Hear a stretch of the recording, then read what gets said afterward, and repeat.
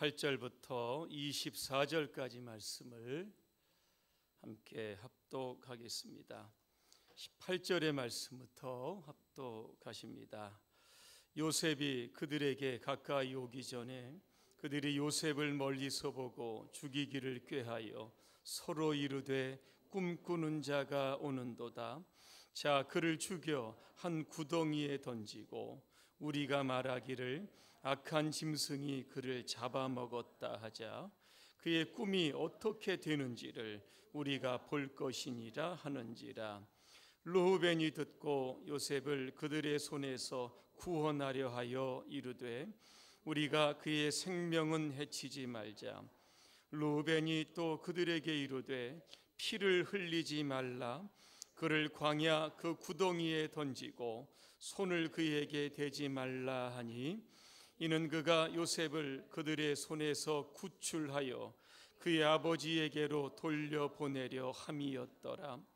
요셉이 형들에게 이르매 그의 형들이 요셉의 옷 곧 그가 입은 채색 옷을 벗기고 그를 잡아 구덩이에 던지니 그 구덩이는 빈 것이라.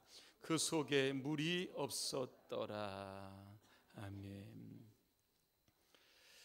요셉의 광야 그 구덩이라고 하는 주제로 잠시 말씀을 드리겠습니다. 케네스 배 한국계 미국인 선교사의 이야기를 좀 드릴까 합니다.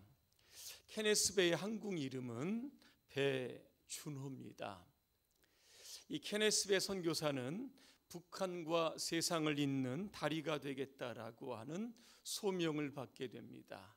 그래서 네이션드 투어즈라고 하는 관광회사를 만들어서 북한에 약 17번 정도 왕래하게 됩니다. 2012년 11월 3일입니다. 18번째 북한을 방문하다가 이제 억류가 됩니다.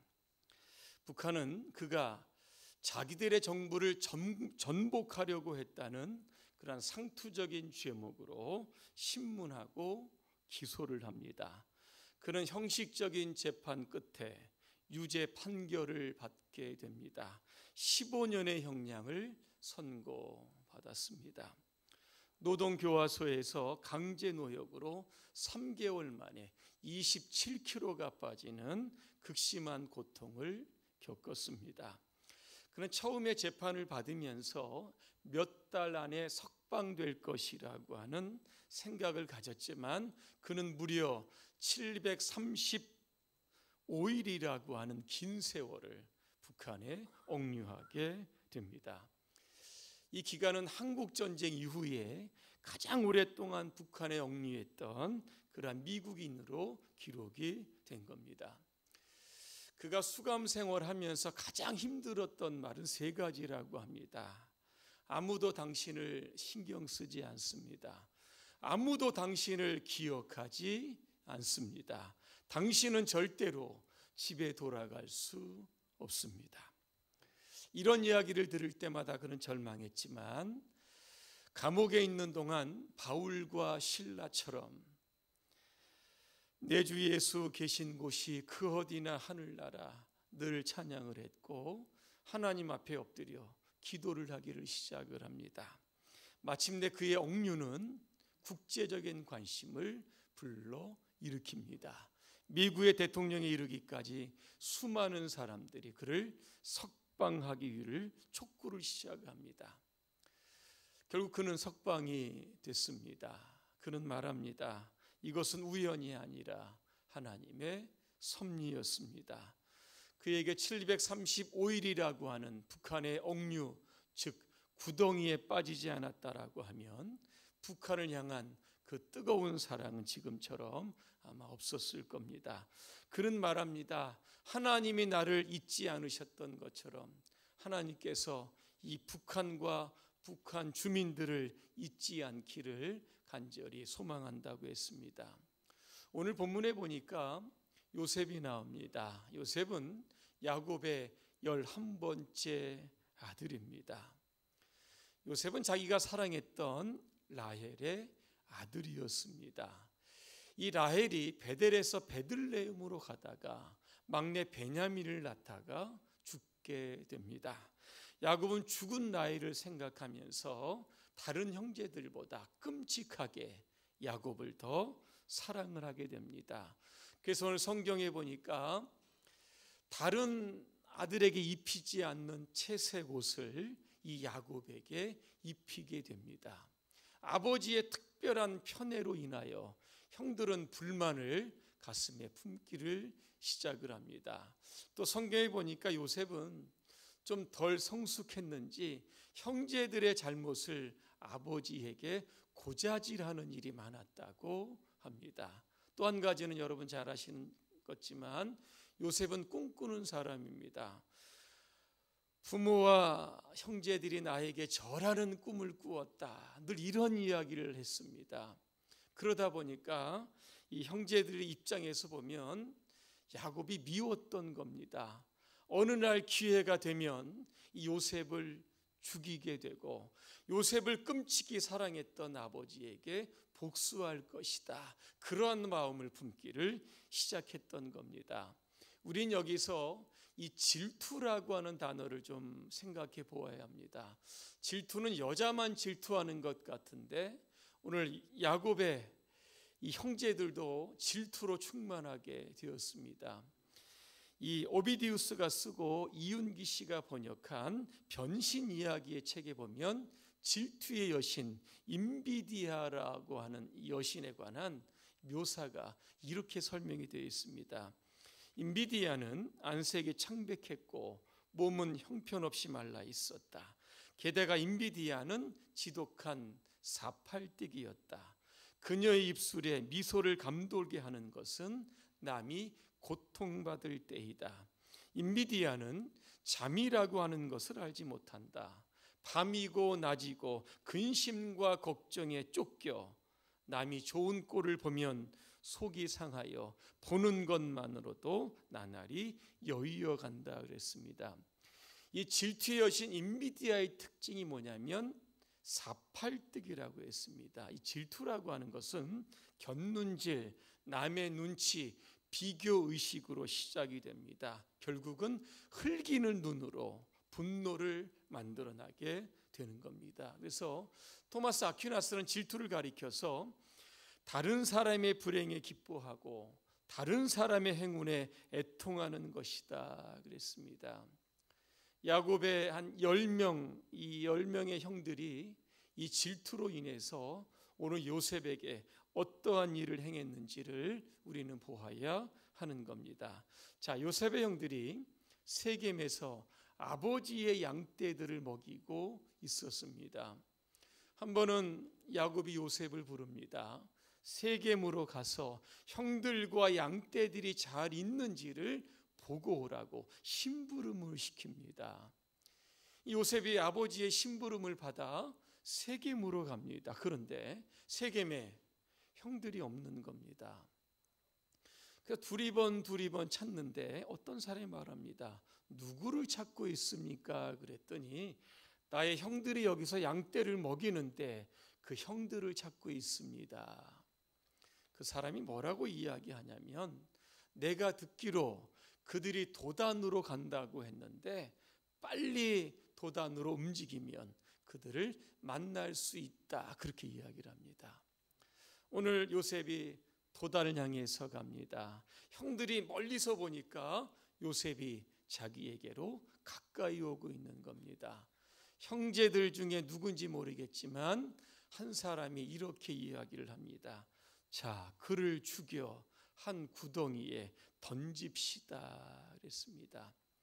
결국 죽이자는 겁니다. 그때 야곱의 12아들 중에서 맏형이 있습니다. 르우벤입니다. 르우벤이 나서서 뭐라고 이야기를 하냐면 우리 동생의 생명은 해치지 말고 광야 그 구덩이에 던집시다, 이렇게 이야기를 합니다.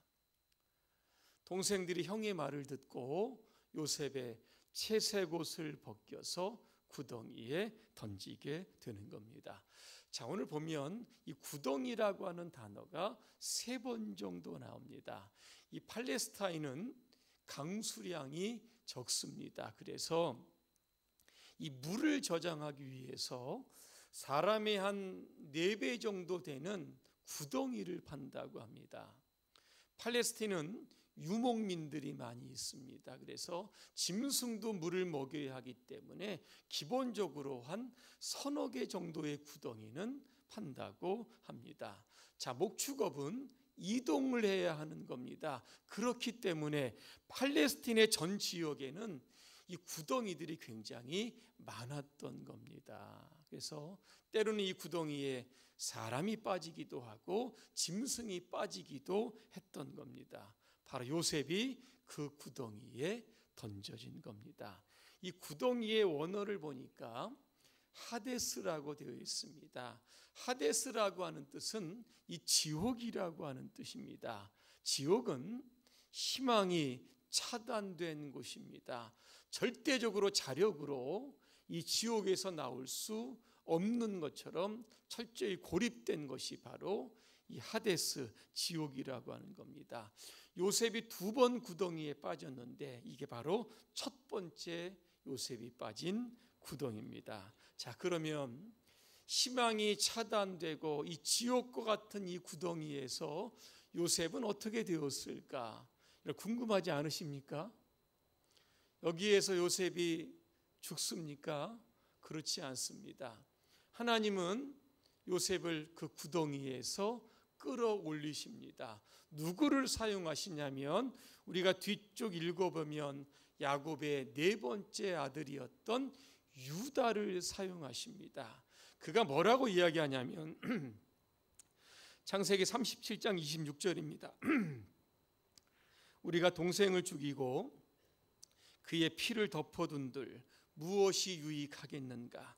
요셉을 애굽으로 가고 있는 미디안 상인들에게 팝시다, 그렇게 이야기합니다. 결국 요셉은 은 20에 애굽으로 노예로 팔리게 되는 겁니다. 그때 요셉의 나이가 몇 살인지 아십니까? 17살입니다. 요즘으로 이야기하면 고등학교 1학년입니다. 고등학교 1학년 철부질 겁니다. 노예로 팔려가는 요셉. 얼마나 힘들고 여러분 억울하겠습니까? 요셉이 애굽에 팔려 어디로 가냐면 바로 왕의 경호대장이었던 보디발의 집으로 팔려갑니다. 그리고 그곳에서 노예로 일을 하는데 얼마나 성실하게 일하는지 주인의 마음에 든 겁니다. 그래서 요셉이 가정 총무로 일하게 되었다. 집안의 전체의 경영을 요셉이 이끌어 갔다는 겁니다. 그런데 문제가 생깁니다. 보디발의 아내가 요셉을 유혹을 하는데 성경에 보니까 날마다 유혹을 했다 그렇게 되어 있습니다. 한 번은 이 보디발의 아내가 요셉의 옷을 붙들고 동침하자 그렇게 이야기합니다. 그때 요셉이 자신의 옷을 그 여인의 손에 놓고 밖으로 뛰쳐나가게 되는 겁니다. 이때 보디발의 아내가 굉장히 화가 나고 자존심이 상했던 겁니다. 집안에 있었던 종들을 다 불러 모읍니다. 그리고 뭐라고 이야기하냐면 팩트와는 다른 거짓말을 합니다. 이겁니다. 요셉이 나와 동침하자고 내게로 들어오므로 내가 크게 소리 질렀더니 그의 옷을 내게 버려두고 도망갔다 이렇게 이야기합니다. 요셉이 누명을 씁니다. 그래서 들어간 곳이 어디입니까? 보디발의 그 집에 있는 친위대 감옥입니다. 이게 보호를 하고 하는데 이 뜻을 보니까 지하 감옥 구덩이, 이게 바로 요셉이 2번째 빠졌던 구덩이입니다. 그때의 상황을 시편 105편 18절에서 이렇게 표현합니다. 요셉이 종으로 팔렸도다. 그의 발은 착고를 차고 그의 몸은 쇠사슬에 매였다 그랬습니다. 이 몸이라고 하는 단어의 원어를 보니까 네페시라고 되어 있는데 이게 영혼, 마음이라고 하는 뜻입니다. 지금 요셉이 그의 영혼이 쇠사슬에 매였다는 겁니다. 굉장히 힘들고 굉장히 어려운 상황을 지금 이야기하고 있는 겁니다. 자, 그러면 요셉이 보디발의 그 집에 있는 친위대 감옥에서 평생을 보내다 죽었을까? 여러분, 그렇지 않습니다. 하나님은 바로 그 시점에 바로 왕의 술 맡은 관원과 떡 굽는 관원이 왕의 비유를 좀 상하게 해서 이 요셉이 갇혀 있었던 감옥에 들어오게 됩니다. 술 맡은 관원, 떡 굽는 관원이 하룻밤에 잠을 자는데 서로 다른 꿈을 꾸게 됩니다. 요셉이 아침에 이렇게 보니까 두 사람의 안색이 좀 불편한 겁니다. 물어봤더니 꿈을 꿨다는 겁니다. 요셉이 정확하게 해목을 합니다. 그래서 3일 안에 술 맡은 관원은 석방이 되고 떡 굽는 관원은 죽게 됩니다. 이때 요셉이 술 맡은 관원에게 이렇게 부탁을 합니다. 나는 누명을 쓰고 여기에 들어왔으니까 바로 왕에게 좀 얘기를 좀 해서 나를 이곳에서 꺼내달라, 그렇게 이야기를 합니다. 근데 성경에 보니까 술 맡은 관원이 요셉을 잊어버렸더라, 그렇게 되어 있습니다. 그런데 중요한 것은 하나님께서 요셉을 잊지 않으셨습니다. 사람은 잊었는데 하나님은 잊지 않으시고 하나님의 방법으로 요셉을 이제 이 감옥에서 꺼내시는데 어떤 방법을 사용하시냐면 바로로 하여금 꿈을 꾸게 하십니다. 그런데 이 꿈을 해몽할 수 있는 사람이 누구인가? 요셉밖에 없는 그 꿈을 꾸게 하셨던 겁니다. 결국 요셉이 바로의 꿈을 해몽하면서 애굽의 2인자, 결국은 총리가 되게 되는 겁니다. 우리는 요셉의 결과를 지금 다 압니다. 구덩이에 빠진 거 결국은 이렇게 해서 총리가 되었구나, 이게 아는데 실제적으로 구덩이에 던져질 때마다 요셉은 그의 결과를 잘 알지 못했던 겁니다. 나의 미래는 어떻게 될까 아마 많이 고민도 됐을 겁니다. 내가 도대체 뭘 잘못을 했을까? 아버지가 나를 사랑한 것밖에 없는데 왜 형이 날들을 질투를 해서 구덩이에 나를 던진 것일까? 또 하나, 내가 세겜에 갔을 때에 형들이 없었는데 그 어떤 사람, 누군지 모릅니다. 왜 그 사람을 만나게 해서 나를 도단으로 가게 했을까? 그 사람을 안 만났으면 나의 인생이 이렇게 꼬이지 않았을 텐데, 내가 보디발의 집에 가서 노예로 열심히 일한 게 도대체 뭐가 잘못인가? 나를 누명 쓰여서 감옥으로 보낸 그런 보디발의 아내가 잘못이 아닌가? 이런저런 생각에 요셉의 마음이 굉장히 흔들렸던 겁니다. 이 필립 얀시라고 하는 기독교 작가가 있습니다. 내가 그리스도인이 되었을 때 아무도 말해주지 않았던 것들이라는 책에서 이런 이야기를 합니다. 하루 이 필립 얀시가 TV를 보는데 유명한 헐리우드의 여배우가 나온 겁니다. 이 TV에 나와서 이런 이야기를 합니다. 자신의 사랑했던 남자친구가 그 로스앤젤레스 근처의 항구에서 익사를 하게 된 겁니다. 너무나 마음이 슬퍼서 TV에서 이렇게 항변하듯 이야기를 합니다. 어떻게 사랑의 하나님께서 나에게 이러실 수가 있는가라고 하는 겁니다. 이 필립 얀시가 그 인터뷰하는 광경을 보면서 이렇게 이야기를 합니다.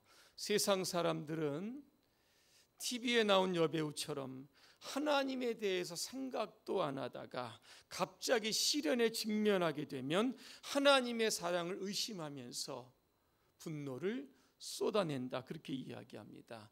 그리고 나서 그 다음이 중요합니다. 필립 얀시는 이런 이야기를 합니다. 사랑이신 하나님께서 시련을 허락하십니다. 그러나 그것이 끝이 아닙니다. 이렇게 이야기합니다.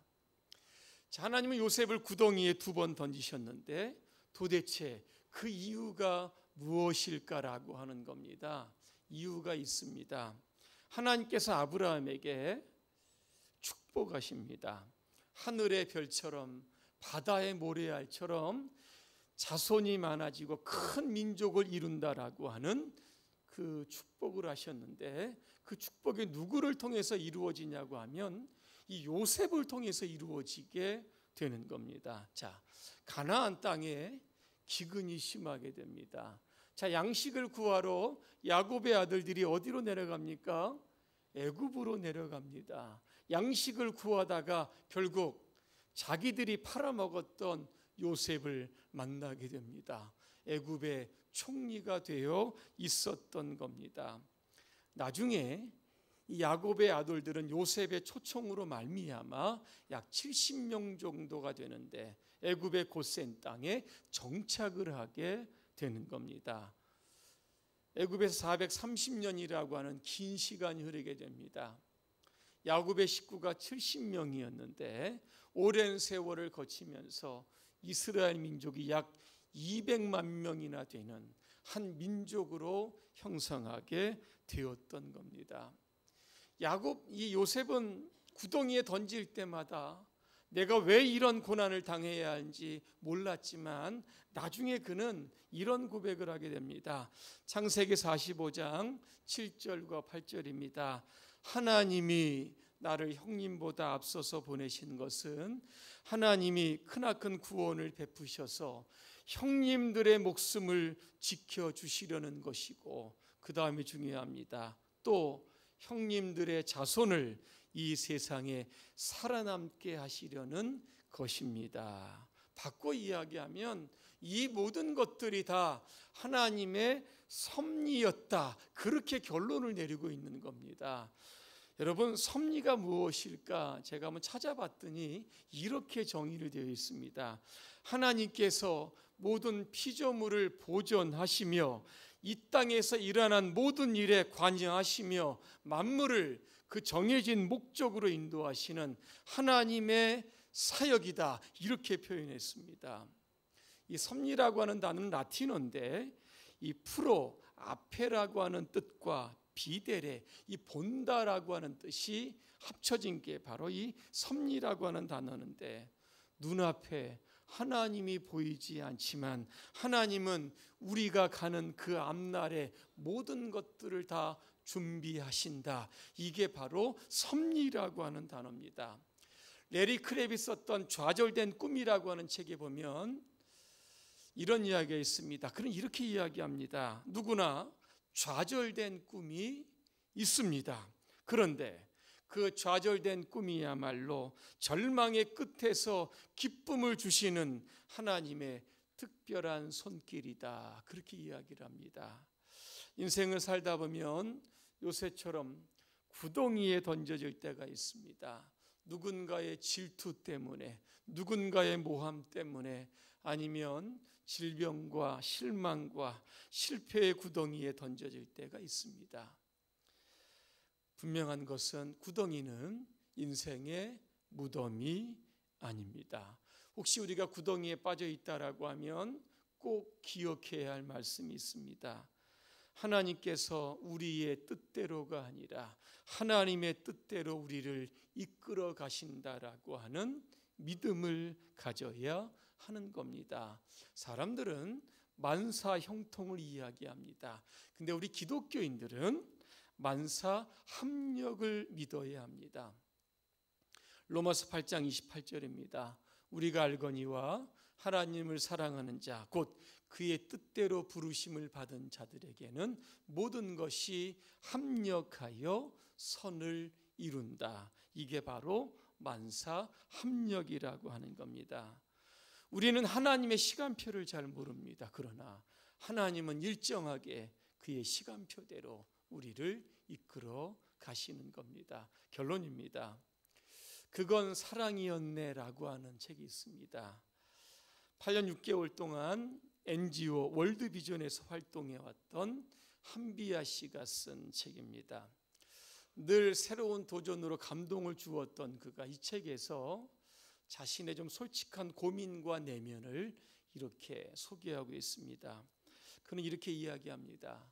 내 기도가 응답되지 않아 애가 타 들어가도 나는 굳게 믿는 구석이 있습니다. 결국에는 하나님이 내게 가장 좋은 것을 주시리라고 하는 믿음입니다. 세상 일도 마찬가지입니다. 왜 일이 이렇게 안 풀리나? 아무리 열심히 일해도 왜 나는 맨날 이 모양일까 생각이 들 때마다 이게 바로 하나님이 나를 연단하시는 과정일 거라 여기면 됩니다. 그러면 어떤 괴로움도 견딜 수 있고 극한 상황 속에서도 용기를 낼 수 있습니다. 종국에는 하나님이 내게 가장 좋은 것을 주신다는 믿음이 내 신앙의 원천입니다. 올 한 해 살아가시다 보면 원치 않는 구덩이에 우리가 빠질 때가 있습니다. 그때마다 시편 40편 2절의 말씀을 늘 떠올리시기를 바랍니다.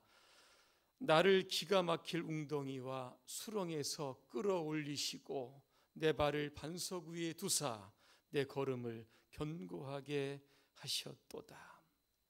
구덩이에서 끌어올리셔서 요셉을 애굽의 총리가 되게 하셨던 것처럼 이 땅의 정상의 자리에 다시 올리실 그런 하나님의 축복이 저와 여러분 가운데 있으시기를 주님의 이름으로 축원합니다. 기도하겠습니다. 은혜로우신 하나님, 우리가 인생을 살다 보면 요셉처럼 원치 않는 구덩이에 빠질 때가 있습니다. 그때마다 우리를 잊지 않으시고 전능하신 하나님의 손을 내미셔서 우리를 이끌어내시는 그 하나님과 함께 올 한 해도 담대하게 살아갈 수 있도록 우리 모두를 축복하여 주시옵소서. 예수님의 이름으로 기도합니다. 아멘.